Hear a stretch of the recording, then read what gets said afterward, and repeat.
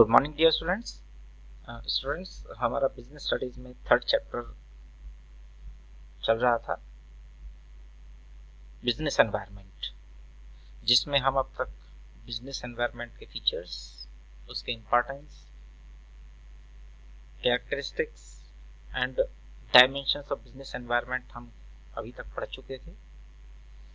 आइए आज देखते हैं कि अगर गवर्नमेंट पॉलिसी में कोई चेंजेस आते हैं तो हमारे बिजनेस एंड इंडस्ट्री पर उसका क्या इफेक्ट पड़ता है। तो देखिए, आपको हेडिंग दिखाई दे रही है, ये इंपॉर्टेंट है, इसको थोड़ा सा ध्यान से आप लोग सुनेंगे।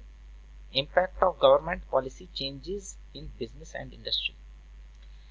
स्टूडेंट्स, पहले तो मैं आपको ये बता दूं कि 1991 में इंडस्ट्रियल पॉलिसी आई थी और जिसमें इंडस्ट्रियल पॉलिसी एंड प्लानिंग में बहुत सारे चेंजेस आए थे, जिसमें तीन सबसे इंपॉर्टेंट एस्पेक्ट्स पर इंडियन गवर्नमेंट ने ध्यान दिया था। वो क्या थे? नंबर 1 हम बात करेंगे लिबरलाइजेशन की, नंबर 2 प्राइवेटाइजेशन की एंड नंबर 3 थी ग्लोबलाइजेशन की। पहले हम इन तीनों फैक्टर्स को, ये तीनों पॉइंट्स को हम पहले एक्सप्लेन कर देते हैं और देखते हैं कि ये क्या थे। स्टूडेंट, लिबरलाइजेशन का मतलब है किसी भी पॉलिसी को या टफ से लिबरल बनाना, यानी आसान बनाना। आपने देखा होगा कि पहले जो इन्वेस्टमेंट पॉलिसीज थी वो बहुत हार्ड थी। इंडियन कंपनीज, इंडियन इन्वेस्टर्स ही ऑर्गेनाइजेशंस में, कंपनीज में इन्वेस्टमेंट करते थे, लेकिन और प्रॉब्लम क्या आ रही थी कि फॉरेन कंपनीज या फॉरेन इन्वेस्टर्स हैं, वो इंडिया में इन्वेस्ट करने के लिए उनकी बहुत टफ पॉलिसीज थी। वो बेचारे इन्वेस्ट नहीं कर पाते थे, और जैसे जब वो इन्वेस्ट नहीं कर पाते थे तो इंडिया में फंड कंपनीज के पास नहीं रहता था, वो अच्छा बिजनेस नहीं कर पाते थे। तो जब से ये लिबरलाइजेशन की पॉलिसी आई, इट मीन्स जो फॉरेनर्स हैं या फॉरेन इन्वेस्टर्स हैं, वो उन लोगों को सुविधा दी गई, उनके जो भी रूल्स थे उनको कम किया गया या आसान किया गया, जिससे कि वो आसानी से इंडियन मार्केट में वो इन्वेस्ट कर सकें और जो इंडियन मार्केट है वो ग्रो कर सके। ठीक है। दूसरा जो इंपॉर्टेंट फैक्टर था वो था प्राइवेटाइजेशन का। स्टूडेंट्स, मैं आपको इसका मतलब बता दूं, हालांकि प्राइवेटाइजेशन थोड़ा देखने में, सुनने में, क्योंकि गवर्नमेंट सेक्टर से या पब्लिक सेक्टर से अगर हम प्राइवेटाइजेशन की बात करें तो थोड़ा टफ लगता है, थोड़ा ये नेगेटिव लगता है, लेकिन ऐसा नहीं है। कुछ ऐसे कॉरपोरेशंस हैं या फील्ड हैं जो कि पब्लिक सेक्टर में थे और वो अच्छा परफॉर्म नहीं कर रहे थे, नहीं कर पा रहे थे, चाहे वो फंड्स की कमी हो, टेक्नोलॉजी की कमी हो, ह्यूमन रिसोर्स की कमी हो, ठीक है, या और भी कुछ रॉ मटेरियल्स की कमी हो, अगर हम बात करें तो ये अच्छा परफॉर्म नहीं कर रहे थे। तो अब इनके लिए क्या किया गया? इनको प्राइवेटाइज किया गया। या प्राइवेटाइजेशन से मतलब किसी भी पब्लिक सेक्टर एंटरप्राइज के अगर 51% या उससे ज्यादा के शेयर्स या पार्ट कोई पब्लिक में कोई इंडिविजुअल को अगर दे दिया जाए तो उसको हम प्राइवेटाइजेशन कहेंगे। यानी कि गवर्नमेंट के पास केवल 49% के शेयर ही रह जाए। ठीक है, तो प्राइवेटाइज किया गया।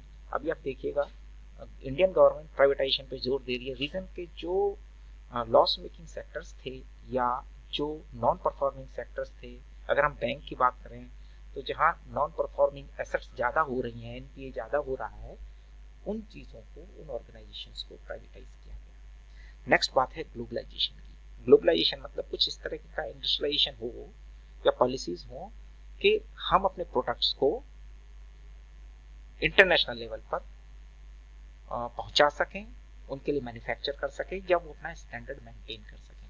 ठीक है, या हम भी अपने जो हमारे इंडिया के इन्वेस्टर्स हैं वो भी फॉरेन कंपनीज में जाकर के या फॉरेन कंट्रीज में जाकर के इन्वेस्टमेंट कर सकें। तो ये बात होगी ग्लोबलाइजेशन की। तो जो तीनों टर्म आपने पढ़े, लिबरलाइजेशन, प्राइवेटाइजेशन एंड ग्लोबलाइजेशन, ठीक है।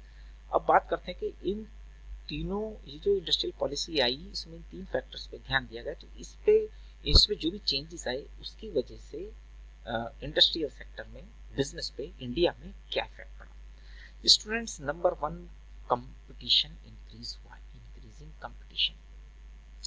As a result of change in rules, industrial license and entry of foreign firms, competition of the Indian firms has increased, especially in service of industries, telecom sector, airlines, banking, insurance, etc. इसमें जैसे कि बात कर रहे थे कि अगर liberalisation हुआ है या प्राइवेट ग्लोबलाइजेशन हुआ है तो इसकी वजह से क्या हुआ कि फॉरेन कंपनीज ने आकर के इंडिया में बिजनेस किया और उन्होंने अच्छी फैसिलिटीज या अच्छा परफॉर्मेंस दिया इंडिया में और अच्छी फैसिलिटीज हमारी पब्लिक को दी। तो यहाँ पर एक नया कंपटीशन क्रिएट हो गया। आप देखिए टेलीकॉम सेक्टर में कुछ फॉरेन कंपनीज हैं जो टेलीकॉम सेक्टर की हैं, वो इंडिया में आई, जैसे कि हच आइडिया वगैरह हैं। ये आपने देखा होगा, ये वोडाफोन, ये लोग इंडिया में आए और इंडिया के जो कम्युनिकेशन सेक्टर था उसके साथ इन्होंने कम्पीट किया और देखिए इन लोगों ने अच्छी परफॉर्मेंस दी। तो यहाँ पर कंपटीशन इंक्रीज हो गया और जब भी किसी भी सेक्टर में कंपटीशन इंक्रीज होगा उसका अल्टीमेटली बेनिफिट किसको मिलेगा? एक आम आदमी को मिलेगा, क्योंकि कंपटीशन के चक्कर में रेट कम होंगे किसी भी चीज़ के। आप देखिए पहले मोबाइल का डेटा या कॉल रेट जो थे वो बहुत ज़्यादा थे, अभी धीरे धीरे धीरे धीरे जैसे जैसे कंपटीशन हुआ सभी कंपनीज डाउन होती चली गई और आज हमको कम रेट में बेहतर सुविधा आसानी से मिल रही है। ठीक है, नेक्स्ट है मोर डिमांडिंग कस्टमर्स। देखिए जैसे जैसे कंपटीशन इंक्रीज होगा, मार्केट में अलग अलग तरीके के प्रोडक्ट होंगे, तो कस्टमर्स के पास चॉइस बहुत होंगी। जब चॉइस ज़्यादा होंगी तो उनकी डिमांड भी ज़्यादा हो जाएगी, तो बहुत ज़्यादा डिमांड की वजह से सेल इंक्रीज होगी। सेल इंक्रीज इसलिए होगी क्योंकि उनकी डिमांड ज़्यादा होगी तो प्रोडक्शन इंक्रीज करना पड़ेगा, प्रोडक्शन इंक्रीज होगी, सेल ज़्यादा होगी, सेल ज़्यादा होगी तो प्रॉफिट या डिविडेंड के रूप में पब्लिक को, अगर शेयर्स में इन्वेस्टमेंट किया हुआ है तो डिविडेंड के रूप में वापस मिलेगा पब्लिक को, या अगर सेल इंक्रीज होगी तो प्रॉफिट इंक्रीज होगा, प्रॉफिट जीडीपी इंक्रीज होगी और अल्टीमेटली कंट्री को ही इसमें फायदा होगा। नेक्स्ट है रैपिडली चेंजेस टेक्नोलॉजिकल एनवायरनमेंट। हमने बात की जैसे जैसे फॉरेन कंपनीज इंडिया में आती हैं वो नई टेक्नोलॉजी के साथ आती हैं, तो उसमें क्या होगा, जो हमारी इंडियन कंपनीज हैं वो भी कंपटीशन के चक्कर में अपनी टेक्नोलॉजी को इंक्रीज करेंगी, फॉरेन टेक्नोलॉजीज को अडॉप्ट करेंगी, जिससे कि कॉस्ट कम होगी, प्रॉफिट्स इंक्रीज होंगे और कंपनीज को इसमें बेनिफिट होगा। Then fourth point is necessity for change.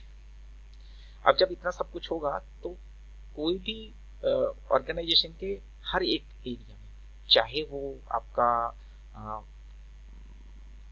Human resource हो या टेक्नोलॉजिकल एनवायरनमेंट हो या हम बात करें फिक्स एसेट्स हो, तो या प्रोडक्ट की जो क्वालिटी है वो हो, तो उसको हर एरिया में अपने आप को चेंज करना पड़ेगा फॉरेन कंपनीज के साथ में compete करने के लिए। ठीक है, तो हर एरिया में चेंज की जरूरत होगी।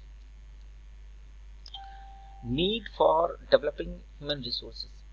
आप देखिए कि जैसे जैसे टेक्नोलॉजी चेंज होंगी, मशीनरी चेंज होंगी, अगर हम बात करें मशीनरी की, टेक्नोलॉजी भी चेंज होगी, तो उस मशीन को हैंडल करने के लिए जितने भी वर्कर्स हैं हमारे, उनको ट्रेन करना पड़ेगा। नई नई पॉलिसीज के लिए, नए नए मेथोडोलॉजी के लिए, जो मार्केट मेथोडोलॉजी है उनको सीखने के लिए, आप देखिए एडमिनिस्ट्रेशन में भी नई नई चीज़ें सीखने के लिए अपने ह्यूमन रिसोर्स को अपडेट करना पड़ेगा। ठीक है, तो उसमें भी अचानक से चेंजेस आएंगे और उसमें भी इम्प्रूवमेंट की ज़रूरत होगी। मार्केट ओरिएंटेशन, जैसे हम बात कर रहे थे कि अभी कि प्रोडक्ट चेंज होंगे, टेक्नोलॉजी चेंज होगी, उसकी वजह से प्रोडक्ट चेंज होंगे, प्रोडक्ट की नंबर ऑफ प्रोडक्ट्स इंक्रीज होंगे, उनकी क्वालिटी इंक्रीज होगी, तो मार्केट को भी उसी हिसाब से अपने आप को अपडेट करना पड़ेगा। अभी देखिए अगर हम प्रोडक्ट्स की बात करें, अगर इंटरनेशनल लेवल के प्रोडक्ट्स मार्केट में आएंगे तो उसको, चाहे वो हमारे जो पिछड़े रूरल एरिया हैं वहाँ पर भी उसकी मार्केट को भी ओरिएंटेशन करना पड़ेगा, जो सिटीज़ हैं उसको भी, उसकी मार्केट को भी उनको रिफॉर्म करना होगा, उस प्रोडक्ट के हिसाब से रिफॉर्म करना होगा। तो स्टूडेंट्स ये जो गवर्नमेंट पॉलिसीज़ हैं, जो भी अभी हमने देखा कि चाहे वो लिबरलाइजेशन से रिलेटेड हो, चाहे वो प्राइवेटाइजेशन की हो, चाहे ग्लोबलाइजेशन की में जो भी चेंजेस आए हैं अभी गवर्नमेंट पॉलिसीज़ में, उसका हमारे बिजनेस एनवायरनमेंट पर डेफिनेटली इफेक्ट पड़ता है। ठीक है स्टूडेंट्स, तो आज हमारा फाइनली ये चैप्टर कंप्लीट हो जाता है। ठीक है, इसके बाद हम आपको आपकी नेक्स्ट वीडियो में मिलेंगे। Okay, thank you.